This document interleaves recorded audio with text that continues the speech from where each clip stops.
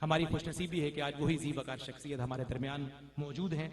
आप अमीर हैं इदारतुल मुस्तफ़ा पाकिस्तान के, अर्ज़ वतन की वो मारूफ शख्सियत जिन्हें अल्लाह रब्बुल इज़्ज़त ने काल अल्लाह और काल रसूल की सदा बंदा मोमिन तक पहुंचाने की सआदत से नवाजा है। मैं बड़े अदब से, बड़े एहतराम से इल्तिमास गुजार हूँ मुकर्रम व मुहतशम लाए के सद तकरीम व ताज़ीम हज़रत साहिबजादा पीरजादा अल्लामा मोहम्मद रजा साकिब मुस्तफ़ाई साहब दामत बरकातुहुल आलिया से किबला आप तशरीफ लाइए और अपने खूबसूरत अंदाज में, अपने नूरानी और विजदानी बयान से, अल्लाह रब्बुल इज़्ज़त के कलाम से और रसूल मुकर्रम सल्लल्लाहु अलैहि वसल्लम के फरामीन नूर से हमारे कल्ब और रूह को मुअत्तर कीजिए। अल्हम्दुलिल्लाहि रब्बिल आलमीन वस्सलातु वस्सलामु अला अशरफिल अंबिया वल मुरसलीन व अला आलिहि व अस्हाबिहि अजमईन। क़ाल अल्लाहु तआला व तबारक फ़िल क़ुरआनिल मजीद वल फ़ुरक़ानिल हमीद फ़ी शान हबीबिही मुख़बिरन व आमिरा इन्नल्लाह व मलाइकतहु युसल्लूना अलन नबी या अय्युहल्लज़ीना आमनू सल्लु अलैहि व सल्लिमू तस्लीमा। सलातु वस्सलामु अलैका या रसूलल्लाह व अला आलिका व अस्हाबिका या महबूबा रब्बिल आलमीन। तमाम हम्द व सना, तारीफ़ व तौसीफ़ अल्लाह जल्ला मजदुहुल करीम की ज़ात बाबरकत के लिए जो खालिक कायनात भी है और मालिक शश-ए-हात भी। अल्लाह जल्ला व अला की हम्द व सना के बाद रसूल रहमत, शफ़ी मुअज़्ज़म, नबी मुहतशम, अल्लाह के प्यारे, उम्मत के सहारे, रब के महबूब, दानाए ग़य्यूब, मालिक रक़ाब उमम, फ़ख्र अरब व अजम, वाली कौनो मकान, सय्याह ला मकान, सय्यद इंस व जां, सरवर लाला रुखां, नैयर ताबां, सरनशीन महवशां, माहे खूबां, शहनशाह हसीना, ततिम्माए दौरां, सरखैल ज़ोहरा जमाला, जलवाए सुबह अज़ल, नूर ज़ाते लम यज़ल, बाइसे तकवीन आलम, फ़ख्र आदम व बनी आदम, नैयर बतहा, राजदार मा ओहा, शाहिद मा तग़ा, साहिब अलम नशरा, मासूम आमिना अहमद मुज्तबा, हज़रत मुहम्मद मुस्तफ़ा सल्लल्लाहु अलैहि व आलिहि वसल्लम के हुज़ूर नाज़ में अपनी अक़ीदतों, इरादतों और मोहब्बतों का खिराज पेश करने के बाद वाजिबुल एहतराम ज़विल एहतशाम मुअज़्ज़ज़ व मुकर्रम सामीन, आली मर्तबत मेहमानान गिरामी, अस्सलामु अलैकुम व रहमतुल्लाहि व बरकातुहू। आज की मुनअक़िदा तक़रीब बारगाह रिसालत माब सल्लल्लाहु अलैहि व आलिहि वसल्लम में अपनी न्याज़मंदियों और मोहब्बतों का खिराज पेश करने के लिए यहाँ मुनअक़िद हुई। थोड़े वक्त के लिए चंद बातें अर्ज़ करके इजाज़त चाह लूँगा। अल्लाह ताला मेरी ज़ुबान पर कलिमतुल हक़ जारी फरमाए। हुज़ूर का ज़िक्र करना, सुनना हमारे लिए सआदत है और ये नग़्मा-ए मोहब्बत अज़ल से छिड़ा है, ताब अबद रहेगा। मौसम कोई भी हो, रुत कोई भी हो, हुज़ूर का ज़िक्र कायनात में हर आन, हर लम्हा जारी रहता है।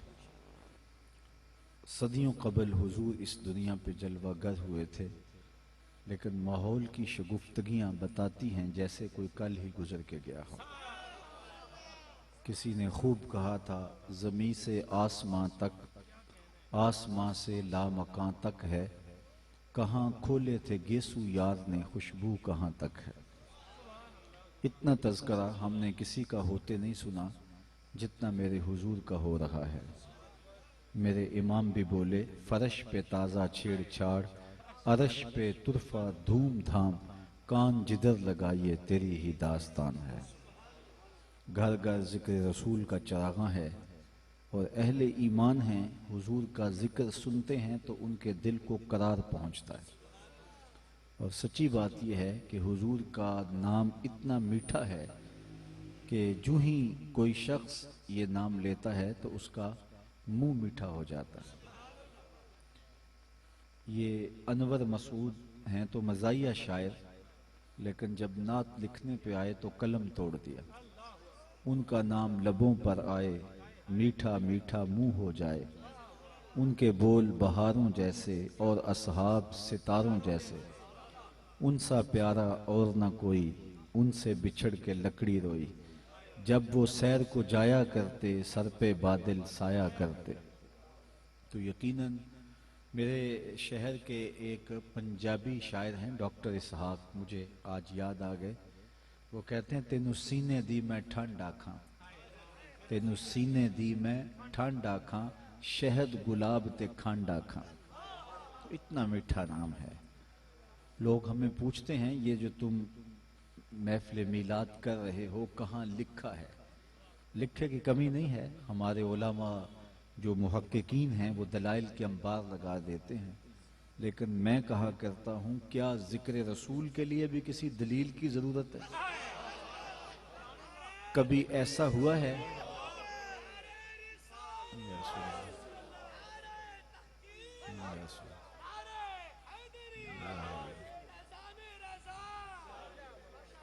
माशाल्लाह, नारे का ज़ौक़ पूरा हो गया। अब मेरी पूरी गुफ्तगू में सिर्फ आपकी तवज्जो मुझे चाहिए है। नारे का ज़ौक़ फिर किसी मौके पर बकिया पूरा कर लेना। असर करे ना करे सुन तो ले मेरी फरियाद, नहीं है दाद का तालिब ये बंदा आज़ान। तो बात कर रहा था कि हुजूर का जिक्र सुन के अहले ईमान तस्कीन पाते हैं। तो लोग हमें पूछते हैं कि हुजूर का जिक्र कर रहे हो, ये महाफिल मिलाद लिखा कहाँ है? तो कमी नहीं लिखने की, दलाइल के अंबार अहले इल्म लगा देते हैं, लेकिन मैं कहता हूँ हुजूर के जिक्र के लिए भी दलील की जरूरत है। कभी ऐसा हुआ है कि फूलों का तज़किरा छिड़ा हो और बुलबुल कहे कहाँ लिखा है? बात शमा की हो रही हो और परवाना दलीलें ढूंढ रहा हो। और यह भी मुमकिन नहीं कि बात सरकार मदीना की हो रही हो और उम्मती को दलील की जरूरत हो। मुहिब के लिए इससे बड़ा सरमाया कोई नहीं, कोई उसके महबूब का जिक्र छेड़ दे।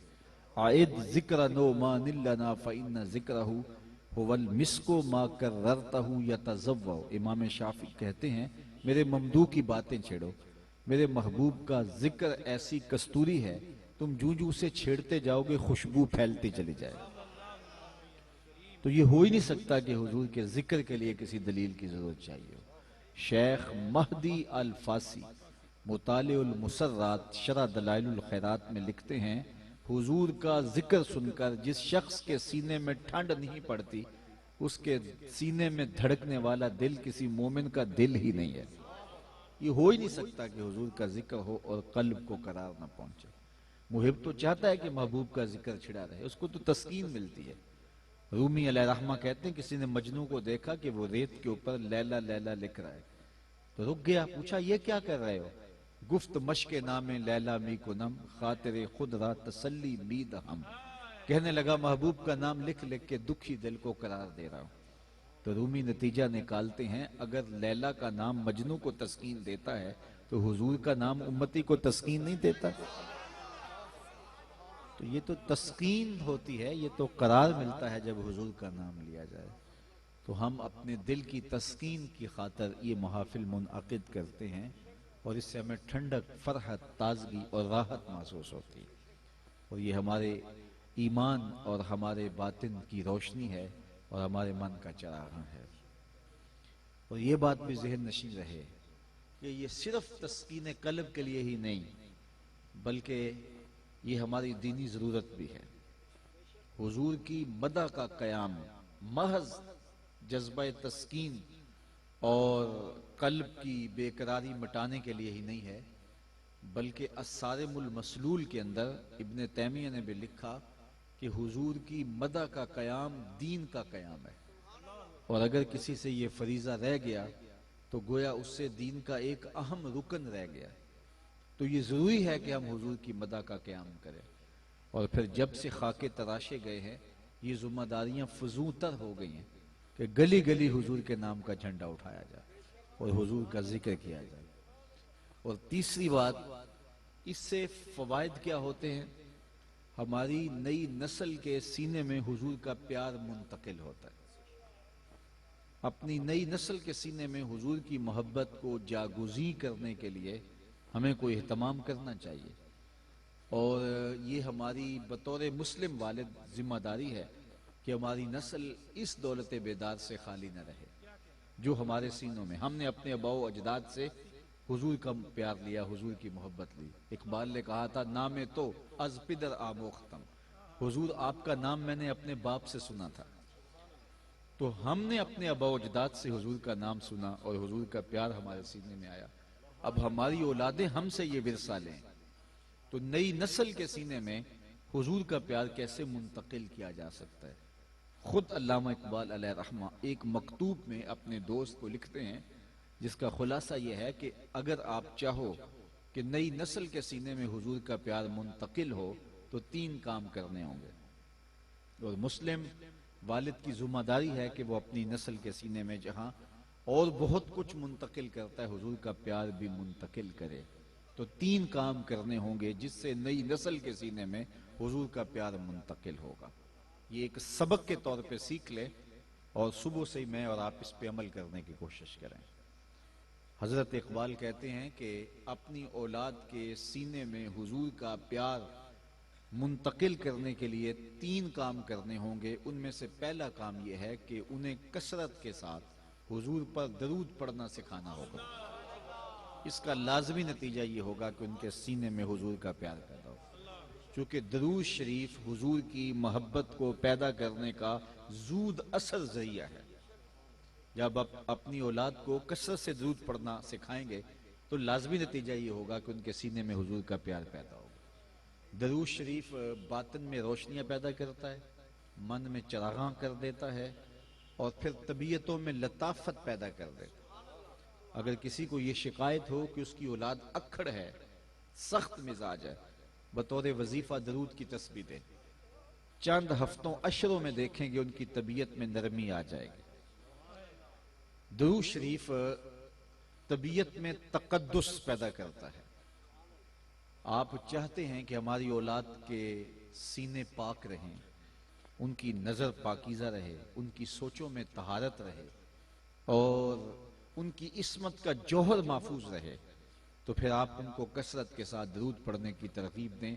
अल्लाह ताला उनको तकद्दुस माआब बनाएगा। ये दरूद की बरकत है।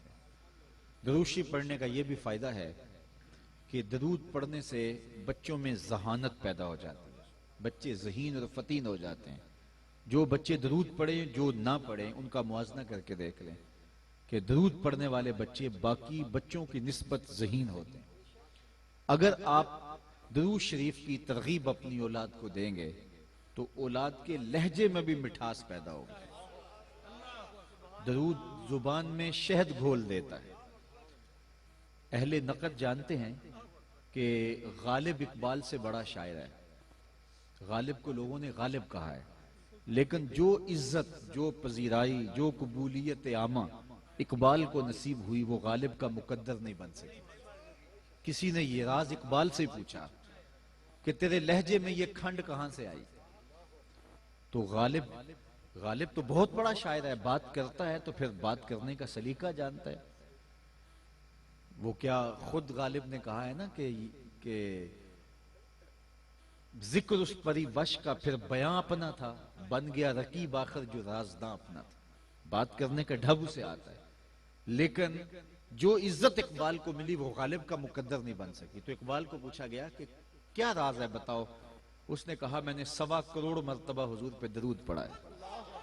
ये सारा शहद नामे मोहम्मद सल्लल्लाहु अलैहि वसल्लम का, मैं तन्हा कमाले सुखन को ना पहुंचा, मेरे शेर हैं और तासीर उनकी। तो हुजूर का नाम लहजों में रस पैदा कर देता है, लहजों में मिठास पैदा कर देता है। दरूद का सबसे बड़ा फायदा यह है, मेरे और आपके आका मौला ने फरमाया, कयामत के दिन सबसे मेरे करीब वो होगा जो कसरत के साथ मेरे ऊपर दरूद पढ़ने वाला होगा।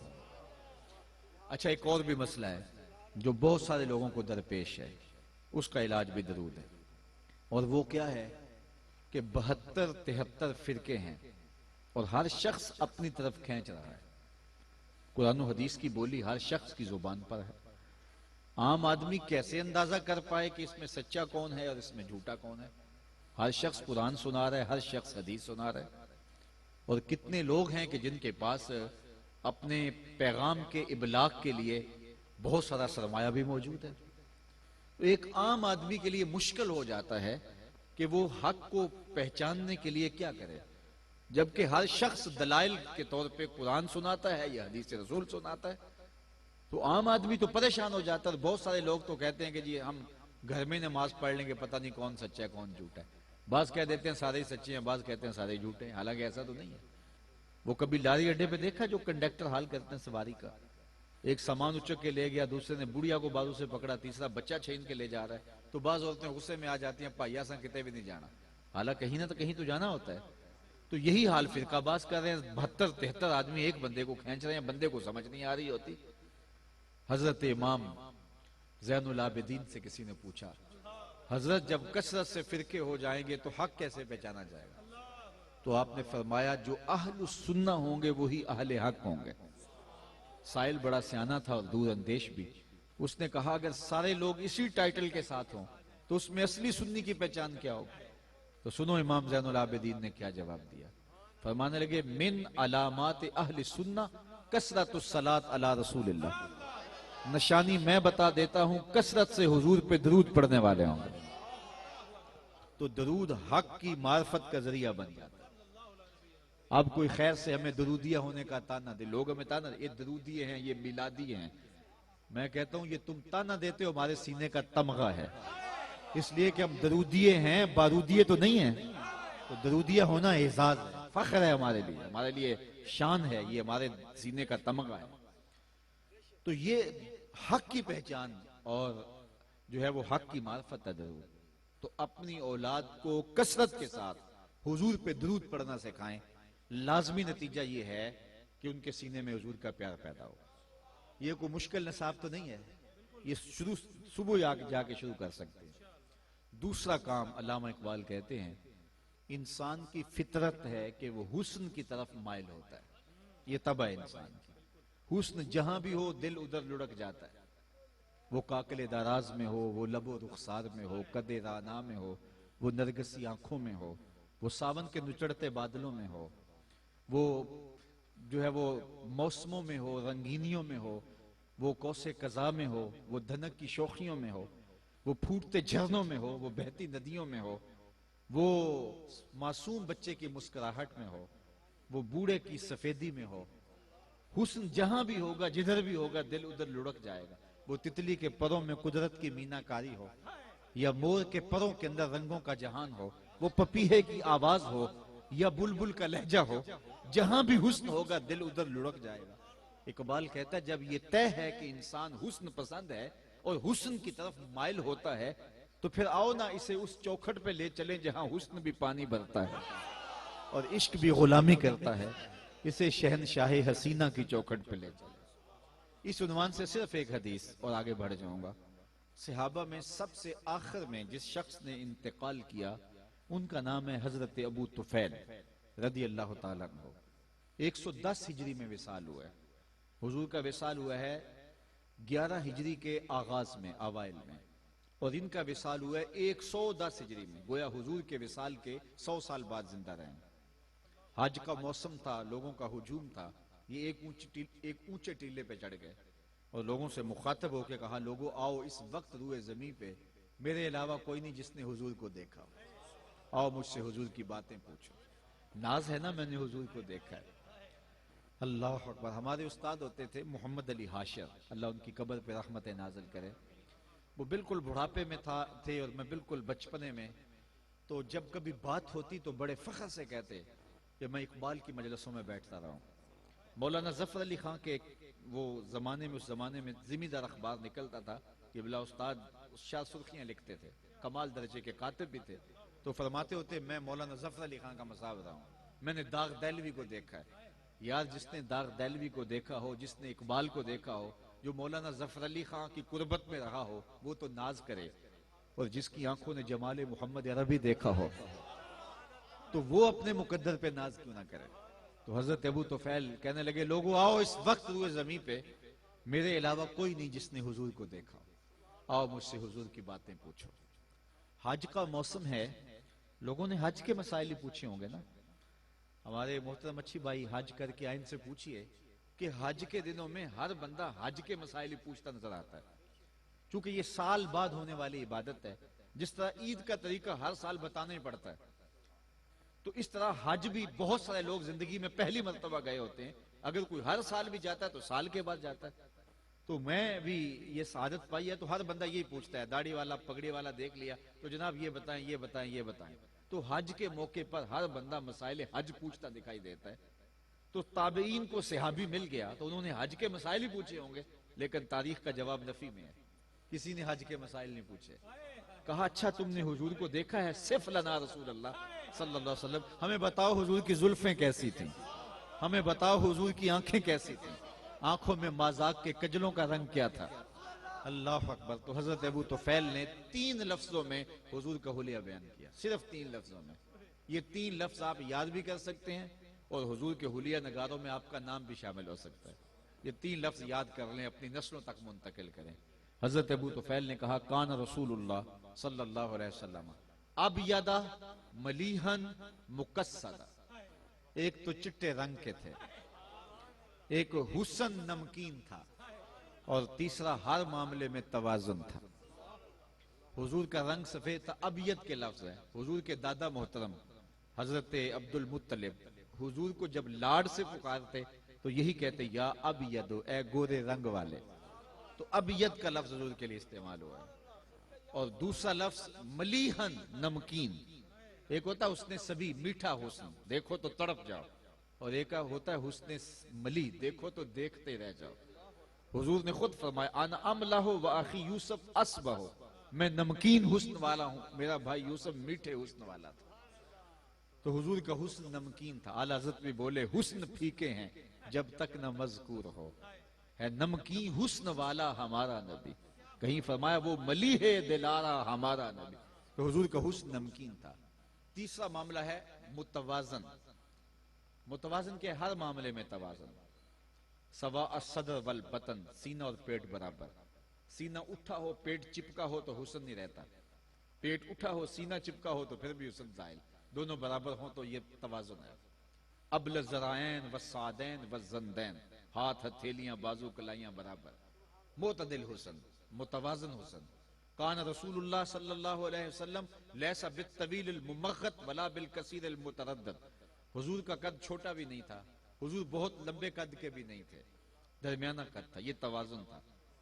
लंबे कद के हुजूर नहीं थे, लंबे लंबे कद के सहाबा मौजूद थे, हुजूर का कद गो दरमियाना था। लेकिन जब हुजूर तशरीफ लाते या सहाबा में बैठते, इज़ा जामा अन्नास गमरहुम, हुजूर के कंधे लोगों के सरों से ऊंचे दिखाई देते। ये अल्लाह ने अपने महबूब को शान दी हुई थी, छा जाते जब हुजूर आते। तो हुजूर अलैहिस्सलाम के हुस्न का जब उन्वान अपनी औलाद के सामने रखेंगे तो लाजमी तौर पे उनके सीने में हुजूर का प्यार पैदा होगा। तीसरी बात, अल्लामा इकबाल कहते हैं कि नई नस्ल के सीने में हुजूर का प्यार मुंतकिल करने का तीसरा जूद असर जरिया यह है कि उनको हुजूर की सीरत सुनाओ।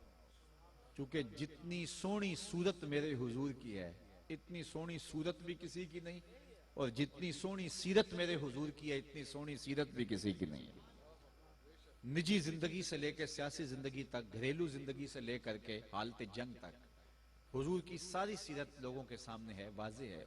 और इतनी महफूज सीरत किसी की नहीं है जितनी महफूज सीरत मेरे हुजूर की है। घरेलू जिंदगी देख लीजिए, उम्मुल मोमिनीन सैयदा आयशा रज़ी अल्लाह ताला अन्हा फरमाती हैं, मैं अब खोरे में पानी ले रही थी कि हुजूर तशरीफ लाए, तो हुजूर ने मुझे देखते कहा, आयशा थोड़ा सा पानी मेरे लिए छोड़ना।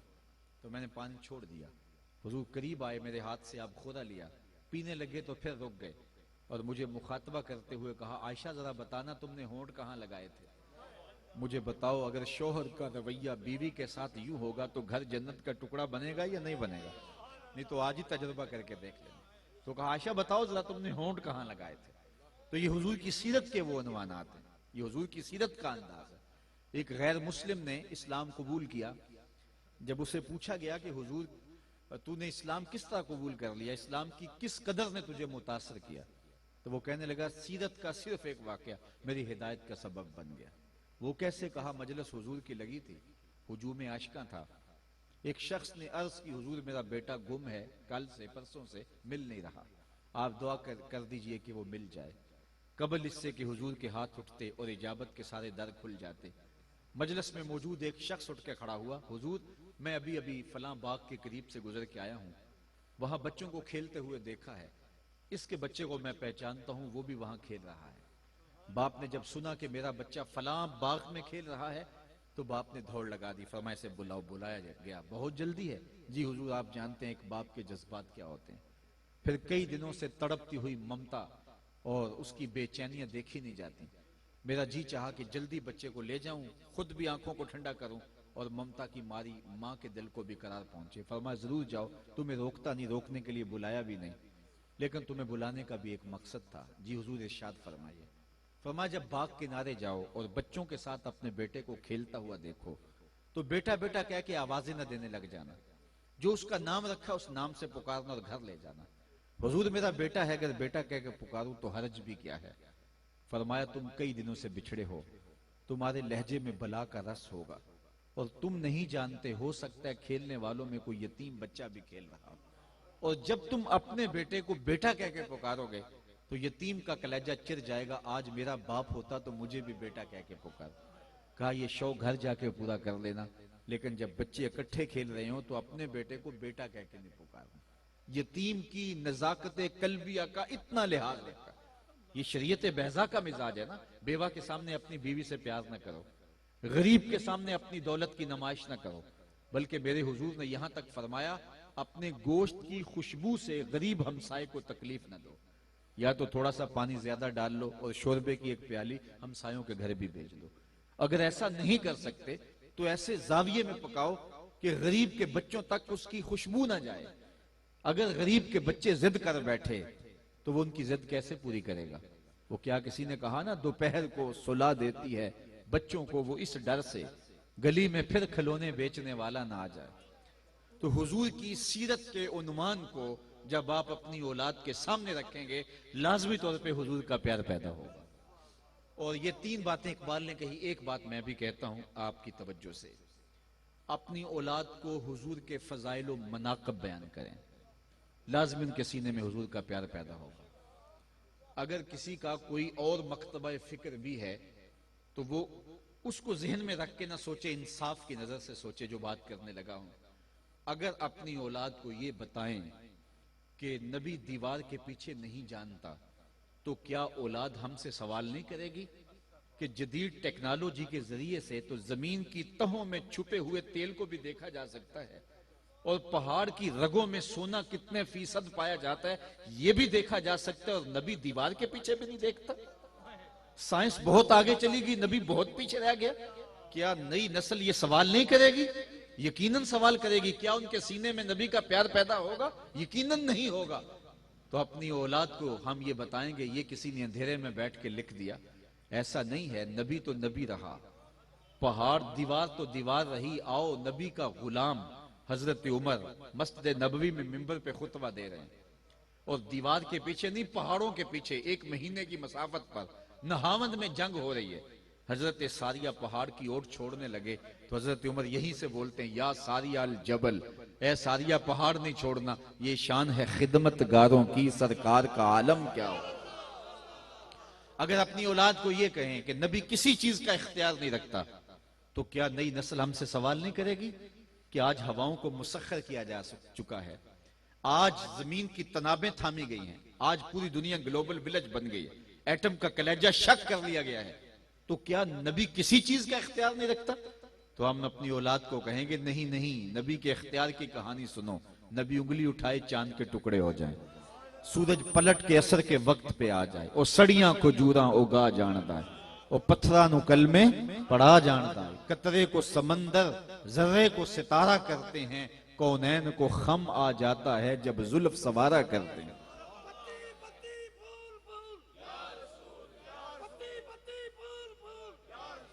लोग तो कहते हैं कि नबी के चाहने से कुछ नहीं होता। मैं कहता हूं नबी रुख फेर दे खुदा किबले नहीं बदल देता।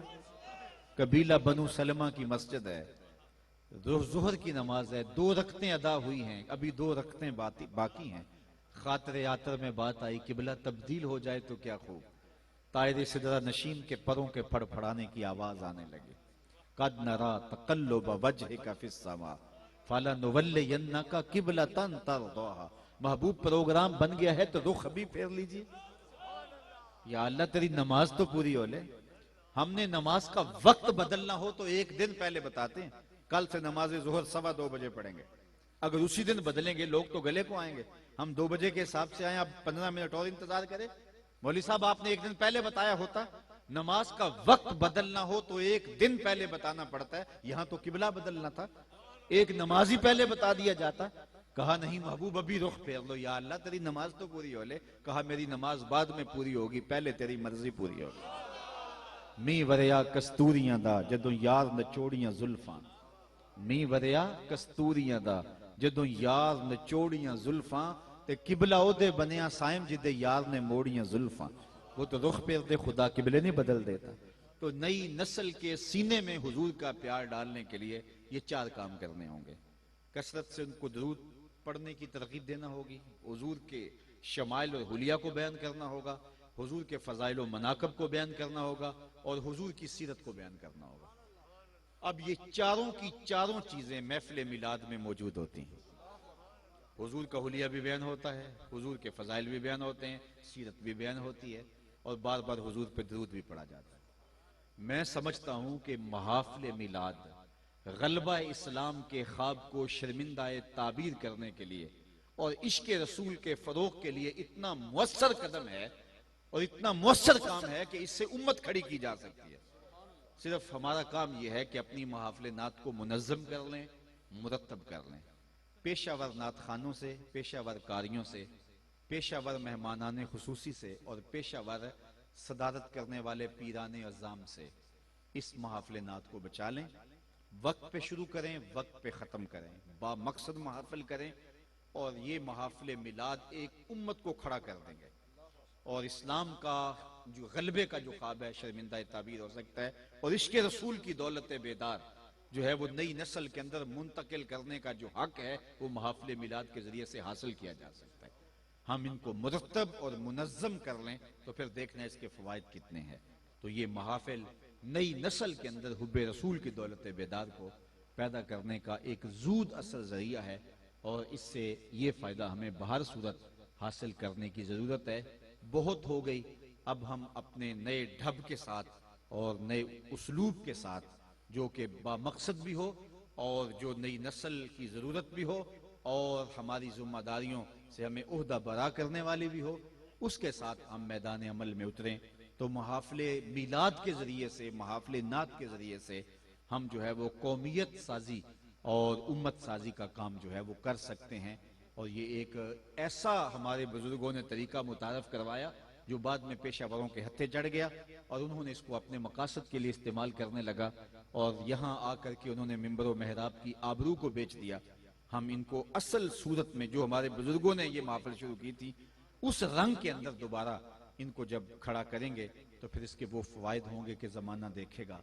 सच्चाई तुम्हारे पास है, इश्क रसूल की दौलत उम्मत को जोड़ने का जरिया है। जितनी भी मोहब्बतें इंसानों को तोड़ती, एक के 2 चाहने वाले रकीब कहलाते हैं ना, कि मेरा महबूब था तुमने क्यों देखा, इसलिए कि हुस्न इतना थोड़ा है, सिर्फ एक की आंखों की प्यास बुझाता है, दूसरा आया नहीं तो लड़ाई हुई नहीं। तो एक के चाहने वाले 2 रकीब कहलाते हैं, लेकिन लाखों चाले वाले मुस्तफा के आपस में हबीब कहलाते हैं। तो ये मोहब्बत आपस में जोड़ती है, बाकी मोहब्बतें इंसानों को आपस में तोड़ती हैं। इकबाल कहता है दिल ब महबूबे हिजाजी बस्ताएम जी जिहत व यक दिगर पे बस्ताएम चू गुले सद बर्ग मारा युबू यकेस ऊ के जाने ई नजामो ऊ यकेस मस्त चश्मे साकिए बतहास्तें दर जहां मिसले मौमी नास्तें। और इकबाल के सारे फलसफे का रस निचोड़ें तो जूस ये निकलता है कि मोहम्मद से वफा तूने तो हम तेरे हैं, ये जहां चीज है क्या लौह कलम तेरे। इकबाल कहता है हुजूर से वफा कर लो, फिर लौह भी तुम्हें दे देंगे, तख्ती भी तुम्हें पकड़ा देंगे, कलम भी तुम्हें दे देंगे, फिर जो लिखना हुआ लिख लेना।